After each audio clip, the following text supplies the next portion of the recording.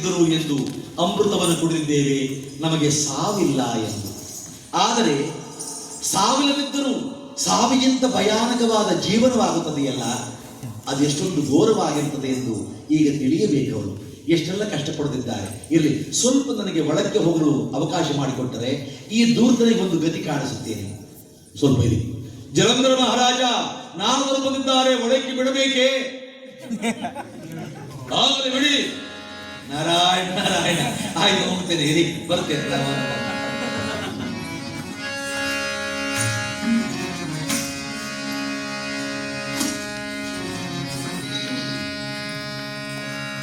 ನಾರದರೆ ಕೇಳು ನಾರದ ಮುನಿಪ, ಕೇಳು ನಾರದ ಮುನಿಪ, ಜಗವನೆಲ್ಲ ಎದ್ದೀರ ಕೇಳು ನಾರದ ಮುನಿಪ. ನಾರದರೆ, ನೀವು ಬರುವುದನ್ನ ಕಾಯುತ್ತಿದ್ದೆ, ಇಷ್ಟು ಕಾಲವಾಯಿತು, ಇಲ್ಲಿ ತನಕ ನಿಮ್ಮ ಸಂದರ್ಶನವಾಗಿರಲಿಲ್ಲ. ಇಂದು ಬಂದು ಬಹಳ ಸಂತೋಷವಾಯಿತು. ನಾರಾಯಣ ನಾರಾಯಣ ನಾರಾಯಣ ನಾರಾಯಣ, ನಿಮ್ಮ ನಾರಾಯಣ ನಮ್ಮ ಮನೆ ಬಾಗಿಲು ಕಾಯ್ತಾ ಇದ್ದಾರೆ. ಆಗಲ್ಲವಯ್ಯ ಜನೇಂದ್ರ, ಅದು ಅಭ್ಯಾಸ ಬಲದಿಂದ ಹಾಗೆ ಮಾತನಾಡುತ್ತೇನೆ. ಒಳ್ಳೆ ಕೆಲಸ ಮಾಡಿದೆ ನೀನು. ಯಾಕೆಂದ್ರೆ ನಿನ್ನ ಪರಾಕ್ರಮ ಏನಯ್ಯ, ನಿನ್ನ ಶೌರ್ಯ ಸಾಹಸ. ನಾನು ಇಲ್ಲಿನ ತನಕ ಏನು ಯೋಚನೆ ಮಾಡಬೇಕು, ಈ ದೇವತೆಗಳ ಅಟ್ಟಹಾಸ, ಅವರ ಅಹಂಕಾರ ದುರಹಂಕಾರ, ಬರೀ ಅವರ ಈ ಕುಟುಂಬ ಸಂಧಾನಗಳನ್ನು ನೋಡಿ ನೋಡಿ ನನಗೂ ಬೇಸರವಾಗಿತ್ತು. ಒಬ್ಬ ಪರಾಕ್ರಮಶಾಲಿ ಹುಟ್ಟಲಿಲ್ಲವಲ್ಲ, ಹುಟ್ಟಿದರೂ ಪಟ್ಟಕ್ಕೆ ಬರಲಿಲ್ಲವಲ್ಲ, ಪಟ್ಟಕ್ಕೆ ಬಂದರೂ ದಿಟ್ಟತನದಿಂದ ರಾಜ್ಯ ಆಳುತ್ತಿಲ್ಲವಲ್ಲ ಎಂದು ಅಂದುಕೊಂಡಿದ್ದೆ. ನಿನಗೆಲ್ಲ ಬಂದಿದೆ, ಈಗ ಬಂದಿದೆ. ಈಗ ಬರಬಾರದು, ಬರ್ಬೇಕು ನಿನಗೆ. ಏನು ಮಾಡಿದರೆ ಇದನ್ನು ವ್ಯಂಗ್ಯೋಕ್ತಿಯಿಂದ ಮಾತನಾಡುತ್ತಿರುವರೋ? ಇಲ್ಲ, ಆಗಲ್ಲವಯ್ಯ. ಎಲ್ಲವೂ ಚೆನ್ನಾಗಿದೆ ನಿನಗೆ, ಎಲ್ಲವೂ ಸುಖವಾಗಿದೆ. ಆದರೆ ಜಗತ್ತಿನ ಎಲ್ಲ ರತ್ನದಲ್ಲಿ ಒಂದು ಅಮೂಲ್ಯವಾದ ರತ್ನ ನಿನ್ನ ಬಳಿ ಇಲ್ಲ. ಇದೇನು ಗುರುದೇವ ಹೀಗೆ ಹೇಳುತ್ತಿರುವಿರಿ? ನನ್ನ ಅಮರಲೋಕದಲ್ಲಿರುವಂತಹ ಎಲ್ಲ ವಸ್ತುಗಳು ನಮ್ಮದಾಗಿದೆ. ಇನ್ನು ರತ್ನ ಗರ್ಭೆಯಾದ ಸಾಗರದಲ್ಲಿ ಸಿಕ್ಕಿದಂತ ಅಮೂಲ್ಯವಾದ ವಸ್ತುಗಳು, ರತ್ನಗಳು, ನವರತ್ನಗಳೆಲ್ಲ ನನ್ನ ಬಳಿ ಇರುವಾಗ ಇನ್ನಾವ ರತ್ನ? ಅಯ್ಯ, ಜೀವಂತವಾದ ಒಂದು ರತ್ನ ಇದೆ, ಅದು ಕನ್ಯಾ ರತ್ನ. ಅದು ಕೆಲವರಿಗೆ ಅಮೂಲ್ಯವಾದ ರತ್ನ ಸಿಗುವುದು ಬಹಳ ಪುಣ್ಯ. ಆ ರತ್ನ ನಿನಗೆ ಸಿಕ್ಕಿಲ್ಲ. ನಾರದರೆ, ನೀವು ಸುತ್ತಿ ಬಳಸಿ ಮಾತನಾಡಬೇಡಿ. ನನ್ನ ಪತ್ನಿ ವೃಂದೆ ಮಹಾಪತಿವ್ರತಾ ಶಿರೋಮಣಿ. ಯಾರಯ್ಯ? ನಾನಿಲ್ಲ ಅಂತ ಹೇಳಿದ್ಯಾ? ಪತಿವ್ರತ ಶಿರೋಮಣಿ ಶೃಂಗಾರವಾಗಿದ್ದಾಳೆ, ಮತ್ತೆ ಜೊತೆಗೆ ಸ್ಫುರದ್ರೂಪಿ ನಿಜ. ಆದರೆ ಇನ್ನೊಬ್ಬಳು ಸುಂದರಿ ಇದ್ದಾಳೆ ಜಗತ್ತಿನಲ್ಲಿ. ಇನ್ನೊಬ್ಬಳು ಸುಂದರಿಯೇ? ಹೌದಯ್ಯ. ನಾನು ಸಕಲ ಲೋಕವತಿ ರೂಪಿ, ನಾನು ಕೈಲಾಸಗಿರಿಗೆ ಬಂದೆ, ಸಕಲ ಲೋಕವತಿ ರೂಪಿ,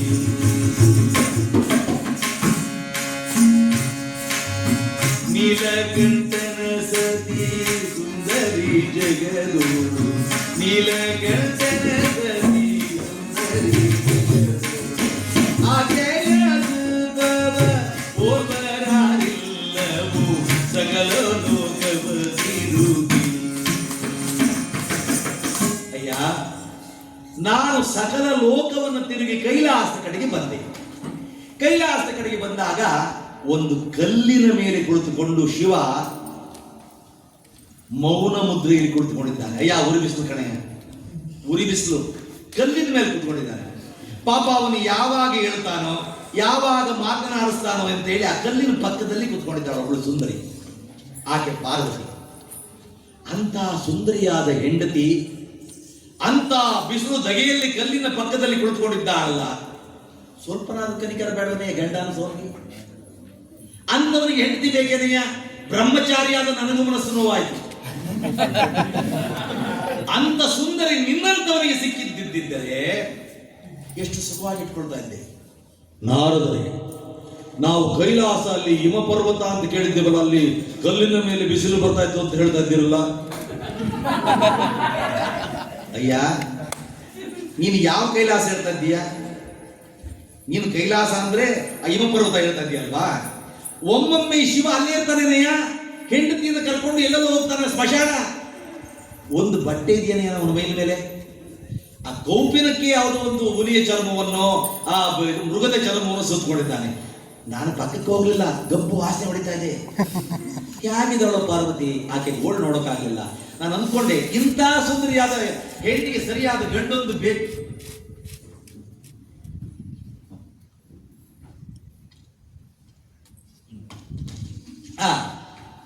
ಅಂತ ಹೇಳಿ ನಾನು ಬಂದೆ. ನೋಡು, ನಿನಗೆ ಬೇಕು ಅಂದ್ರೆ ತಕ್ಷಣ ನೀನು ಆ ಪಾರ್ವತಿಯನ್ನ ನಿನ್ನವಳಾಗಿಸಿಕೊಂಡ್ರೆ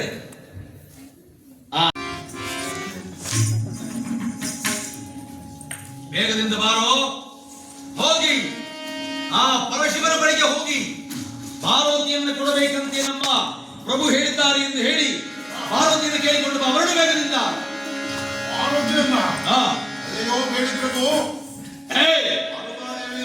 ಸಾಧ್ಯವೇ? ಹೋಗಿ ಕೇಳಿಕೊಂಡು ಬಾ ಬೇಗದಿಂದ. ಗುರುಗಳು ಹಾಗೆಂದು ಹೇಳಿದರೆ ಹೋಗುವುದು ಹಾಗೆ ಆಗಲಿ.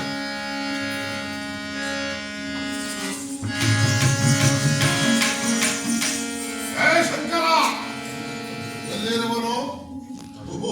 ಇಲ್ಲೇ ಇರುವನು, ಇಲ್ಲೇ ಇರುವನು. ಬೂದಿ ಮಾಡುತ್ತ ಶಂಕರ, ನಮ್ಮ ಜನೇಂದ್ರ ಮಹಾರಾಜ ಹೇಳಿ ಕಳಿಸಿದ್ದಾನೆ, ನಿನ್ನ ಬಿಡದಿಯಾಗಿದ್ದ ಪಾರ್ವತಿ ಇರುವಳಲ್ಲ, ಅವಳನ್ನ ಅವನ ವಶಕ್ಕೆ ಬಿಟ್ಟು ಕೊಡಬೇಕಂತೆ. ಏನು? ಅವನ ವಶಕ್ಕೆ ಬಿಟ್ಟು ಕೊಡಬೇಕಂತೆ ಆ ಪಾರ್ವತಿಯನ್ನ. ಇಲ್ಲದಿದ್ದರೆ ನಿನ್ನ ಈ ಬೆಟ್ಟ ಪರ್ವತವನ್ನೆಲ್ಲ ಉಜ್ಜಿ ಉರುಳಿಸಿ ಹಾಳು ಕೋಟೆಯನ್ನು ಮಾಡಿ ಮುಗಿಸ್ತೇವೆ. ಓಹೋ, ಎಲ್ಲ ದೂರ್ತ, ನಿನಗೆ ಇಷ್ಟೊಂದು ಸೊಕ್ಕ ಬಂತ. ಎಲೆ ಸಿಂಹರಾಜನೇ, ಹಾರುವನ್ನ ಸಿಗಿದು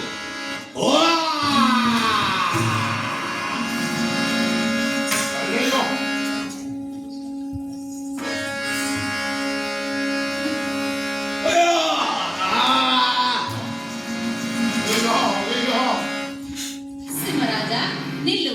ಏಕೆ ಆ ರಕ್ಕಸನನ್ನ ಏಕೆ ಎತ್ತಿಸಿಕೊಂಡು ಹೋಗುತ್ತಾ ಇರುವೆ?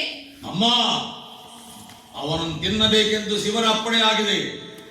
ನನಗೆ ಪದಾರಿಯನ್ನು ಬಿಡಿ. ಏನು ಶಿವನ ಅಪ್ಪಣೆ ಆಗಿರುವುದೇ? ಬೇಡ. ಆ ಮಹಾರಾಜನು ಕಳಿಸಿದ್ದಾನೆ ಎಂದರೆ ಅವನು ಹೋಗಿ ಆತನಿಗೆ ದೂರನ್ನು ಕೊಡಬೇಕು. ನೀನು ಇಲ್ಲಿಯೇ ತಿಂದಿದೆಯಾದರೆ ಆ ರಾಜನಿಗೆ ದೂರನ್ನು ಹೇಳುವವರು ಯಾರು? ನೀನು ಅವನನ್ನ ತಿನ್ನಕೂಡದು. ಅಮ್ಮ, ನಾನು ಸೃಷ್ಟಿ ಮಾಡಿದಾಗ ಶಂಕರನು ನನಗೆ ಆಹಾರವನ್ನು ನೀಡಿದ್ದಾನೆ. ಅವನು ತಿನ್ನದಿದ್ದರೆ ನನಗೆ ಆಹಾರವಿಲ್ಲ. ಹಾಗಾದ್ರೆ ನನಗೆ ಆಹಾರಕ್ಕೇನು ಮಾಡಲಿ? ಈಗ ನಿನ್ನ ಅರ್ಧ ಶರೀರವನ್ನ ನೀನೇ ತಿನ್ನು. ಆಗಲಮ್ಮ. ಅಮ್ಮ, ಅರ್ಧ ಶರೀರವನ್ನು ತಿಂದುಕೊಂಡು ಇನ್ನು ಅರ್ಧ ಉಳಿದಿದ್ದೇನೆ. ಈಗೇನು ಮಾಡಲಿ? ನೀನು ಭೂಲೋಕಕ್ಕೆ ಹೋಗು. ಭೂಲೋಕಕ್ಕೆ ಹೋಗಿ ಭೂಲೋಕಕ್ಕೆ ಹೋಗಿ ದೇವ ಮಂದಿರದಲ್ಲಿ ದೇವರಿಗೆ ಪರೆಯಾಗಿ ನಿಲ್ಲುವಂತರಾಗು. ಆಗಲಮ್ಮ. ಎಲ್ಲ ವಿಗ್ರಹಗಳ ಹಿಂದೆಯಲ್ಲಿ ನಾನು ಸಿಂಹ ಮುಖವಾಗಿ ನಿಂತುಕೊಳ್ಳುತ್ತೇನೆ. ಹೌದು, ಹೊರಡೀಗಲೇ. ಅಯ್ಯೋ ಅಯ್ಯೋ, ಏನಿದು ಉರಿಸುವಾಲೆ? ಏನಾಯಿತು? ನನ್ನಿಂದ ಸಾಧ್ಯವಿಲ್ಲ. ನಾವು ಹೋಗಲು ಸಾಧ್ಯವಿಲ್ಲ ಅಲ್ಲಿಗೆ. ಯಾಕಂದರೆ ನಾನು ಹೋಗಿ ಆ ಶಂಕರನ್ನು ಕೇಳಿದ ತತ್ಕ್ಷಣದಲ್ಲಿ ಅದರ ಕಣ್ಣಿನಿಂದ ಕಿಡಿ ಪಾಲಾಕ್ಷಿಯಿಂದ ಒಂದು ಸಿಂಹ ನನ್ನನ್ನು ನುಂಗಲು ಬಂದಿತು. ಹೌದೇ? ರಕ್ಕಸರೇ, ಹೊರಡಲಿ ಸೇನೆ, ನಡೆಯಿರಿ ಬೇಗದಿಂದ.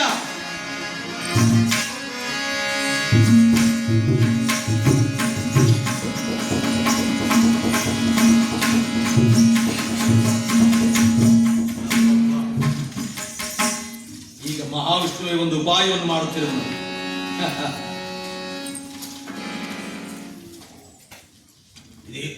ಶಿವನೇ, ಶಂಕರನೇ, ನೀಲಕಂಠನೇ, ನಿನ್ನ ಪರಾಕ್ರಮ ಹೇಗಿದೆ ಎಂಬುದನ್ನು ನಾನು ಗಮನಿಸಿದ್ದೇನೆ. ಈಗಲೇ ಕೈಲಾಸದ ಮೇಲೆ ಯುದ್ಧವನ್ನು ಸಾರುತ್ತೇವೆ. ರಕ್ಕಸರೇ, ಮುತ್ತಿಗೆಯನ್ನು ಹಾಕಿ. ಅದೋ ಮಹಾವಿಷ್ಣು ಹೊರಟಿದ್ದಾನೆ.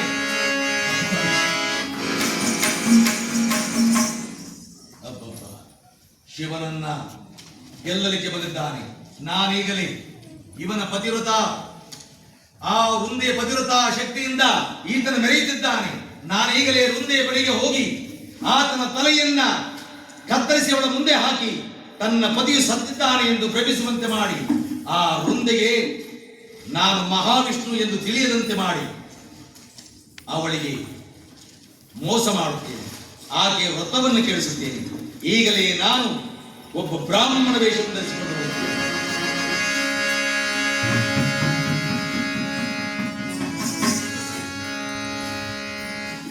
ಅಯ್ಯೋ ಶಂಭೋ ಮಹಾದೇವ ಮಹಾದೇವ ಮಹಾದೇವ, ತಲೆಯಲ್ಲಿ ಹಾಕಿದ್ದೇನೆ, ಆಕೆ ಬರ್ತಾ ಇದ್ದಾರಲ್ಲಿ.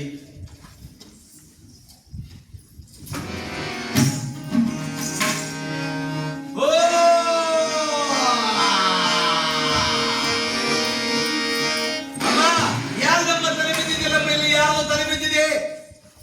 ಎಲ್ಲಿ ಸ್ವಾಮಿ ಪ್ರಾಣೇಶ್ವರ? ಅಯ್ಯೋ ಏನಾಯ್ತು ದೇವ?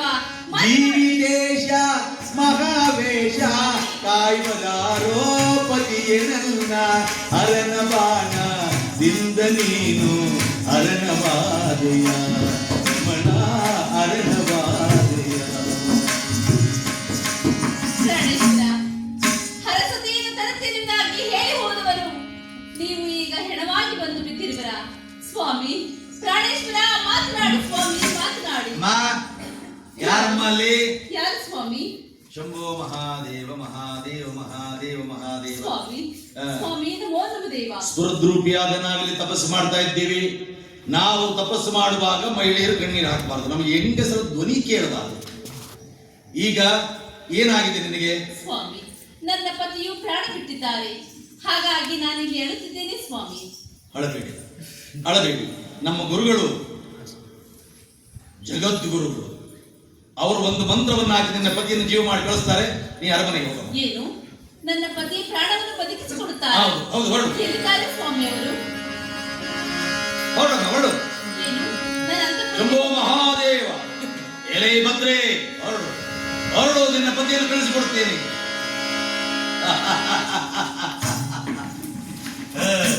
ನಾನೀಗಲೇ ಜಲಂಧರಂತ ವೇಷವನ್ನು ಧರಿಸಿಕೊಂಡು ಹೋಗಿ ಆಕೆ ವ್ರತವನ್ನು ಕೆಡಿಸುತ್ತೇನೆ.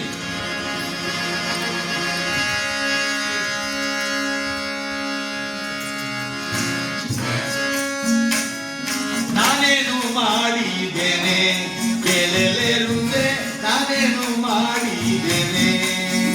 ಸುಮ್ಮನೆ ಇದ್ದವನ ಕೈಲಿಗಳೆ ತಂದು, ಸುಮ್ಮನೆ ಇದ್ದವನ ಕೈಲಿಗಳೆ ತಂದು ಪಾಣಿಗ್ರಹಣವನು ಗೈದವನು ನೀನು. ನಾನೇನು ಮಾಡಿದ್ದೇನೆ ಕೇಳಲೆರುವೆ, ನಾನೇನು ಮಾಡಿದ್ದೇನೆ? ಗೆಲುವು ಪಾಪಿ ಮಹಾವಿಷ್ಣು, ನಾನು ನಿನಗೆ ತಂಗಿ ಆಗಬೇಕು. ತಂಗಿಯ ಜೊತೆಯಲ್ಲಿ ಈ ರೀತಿ ನಡೆದುಕೊಳ್ಳುವುದು ತಪ್ಪಲ್ಲವೇನೋ? ಪರಮ ಪುರುಷರೀನೆಂದು ಶ್ರುತಿ ಶಾಸ್ತ್ರಗಳು ಸಾರುತ್ತಿವೆ.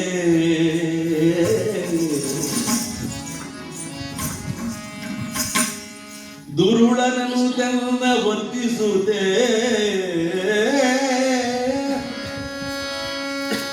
ವ್ರತವ ಗಳಿಸಿದೆಯ ನೀ ಹುಗಿಮತನದಿಂದ, ತಟ್ಟುವುದು ಶಾಪ ಅಗ್ನಿಯಲ್ಲಿ ದಹಿಸಿಕೊಂಬೆನ,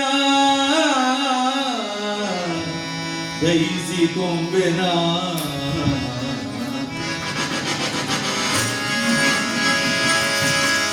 ವೃಂದ ವೃಂದ ವೃಂದ, ಅಯ್ಯೋ ವೃಂದ, ಶಾಪವನ್ನು ಕೊಟ್ಟಳು ನನಗೆ.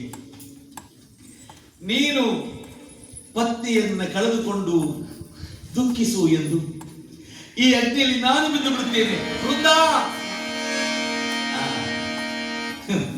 ನಾರಾಯಣನು ತಾನು ವೃಂದಿಯ ಜಪವನ್ನು ಮಾಡುತ್ತಾ ಬೂದಿಯ ಮೇಲೆ ಬಿದ್ದು ಹೊರಲಾಡುತ್ತಿದ್ದಾನೆ.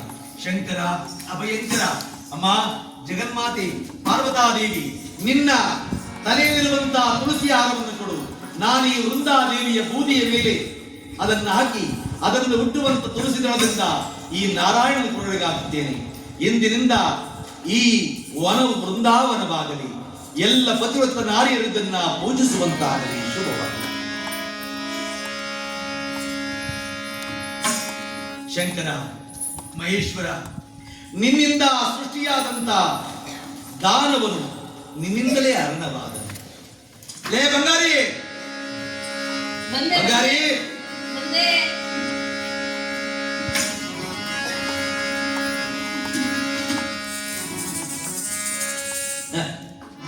ನೋಡ್ದೇನೆ ಕತೆ ಕೇಳ್ದೇನೆ ಓ ಕೇಳ್ತೇನೆ. ಅಲ್ಲ ಕಣೆ, ಬೆಳಗು ಮಾಡುವಂತ ಕಥೆನ 1.5 ಗಂಟೆ ಮಾಡ್ಬೇಕಾಗಿತ್ತು. ಹಾ. ಮಾಡ್ದು ಆಯ್ತು. ಅಯ್ಯೋ ನೋಡು, ಅಲ್ಲ ಕಣೆ, ಒಂದೊಂದು ಬಿಟ್ಟಲ್ಲ ಮಧ್ಯದಲ್ಲಿ. ಮಧ್ಯದಲ್ಲಿ ಬಿಡ್ಬೇಕು ಕಣೆ. ಯಾಕೆ? ಬಿಡದಲ್ಲ ಇಟ್ಕೊಂಡ್ ಕುತ್ಕೊಂಡ್ರೆ ಬೆಳಗ್ವರೆಗೂ ಮಾಡ್ತೀಯಾ? ಲೇ ಅದಕ್ಕಾ? ಮುಂದ್ ಕುತ್ಕೊಂಡ್ರೆ ನಮ್ಮ ಸುಮ್ಮನೆ ಬಿಡ್ತಾರ ಅಂತ ತಿಳ್ಕೊಂಡಿದ್ಯಾ? ನಾವು ಉಣ್ಣಪ್ಪ ಹೋಗ್ಬಾರ್ದಾ, ತಿನ್ನಕ್ ಹೋಗ್ಬಾರ್ದಾ? ನೀವ್ ಹಿಂಗೆ ಮಾಡ್ತಾ ಕುತ್ಕೊಂಡ್ಬಿಟ್ರೆ ನೋಡು ಹಾ. ಚೆಲುವಿ, ನಿನ್ನಂತ ಚೆಲುವಿ, ನನ್ನಂತ ಚೆಲುವ ಈ ಜಗತ್ತಲ್ಲಿ ಇರೋ ತನಕ ಇಂಥ ಪುರಾಣ ಕಥೆಗಳನ್ನ ಕೇಳ್ತಾ ಇರ್ತಾರೆ. ಬಂಗಾರದ ಮುಟ್ಕೋ ನನ್ನ ಹೆಂಡತಿಗೆ ಒಂದು ಮುದ್ದು ಕೊಟ್ಬಿಟ್ರೆ ನೆನಗಡ್ಲೆ ಕಾಳು ಬಿಟ್ಟಾಯ್ತೀನಿ ನನಗೆ. ಯಾರಾದ್ರೂ ನೋಡ್ತಾರೆ ನನ್ಗೆತ್ತಿಗೆ. ನಿನ್ನ ಮೂಗು ಹುಣಸೆಕಾಯಿ ಇದ್ದಂಗೆ ಕಣೆ. ನೋಡು ಸಮಯ ಇಲ್ಲ. ನನ್ನ ಅಣ್ಣ ತಮ್ಮದಿರೇ, ಅಕ್ಕ ತಂಗಿರೇ, ಇಲ್ಲಿನ ತನಕ ಈ ಕಾರ್ಯಕ್ರಮ ಮಾಡ್ಲಿಕ್ಕೆ ಅನುವು ಮಾಡಿಕೊಟ್ರಿ. ಇದಕ್ಕೆಲ್ಲ ಮೂಲ ಕಾರಣರು ರಂಗಾಯಣದ ನಿರ್ದೇಶಕರು ನಮ್ಮ ಸತೀಶ್ ಸಾರ್ ಅವರು. ಅವರ ಎಲ್ಲ ಪ್ರೀತಿ, ವಿಶ್ವಾಸದಿಂದ ಈ ಹಳ್ಳಿಯ ಕಲೆಯನ್ನು ಕರ್ಕೊಂಡು ಬಂದು ನಮ್ಮ ಮುಂದೆ ಪ್ರದರ್ಶನ ಮಾಡಲಿಕ್ಕೆ ಅವಕಾಶ ಮಾಡಿಕೊಡ್ತಾರೆ. ಅವರಿಗೆ ನಮ್ಮ ಮನದಾಳದ ನಮನಗಳನ್ನು ಅರ್ಪಿಸ್ತಾ ನೋಡಿದ ನಮಗೆಲ್ಲರಿಗೂ ಧನ್ಯವಾದ. ನಮ್ಮ ಕಾರ್ಯಕ್ರಮವನ್ನು ಮುಕ್ತಾಯ ಮಾಡ್ತಾ ಇದ್ದೀವಿ. ಜೈ ಹಿಂದ್, ಜೈ ಕರ್ನಾಟಕ.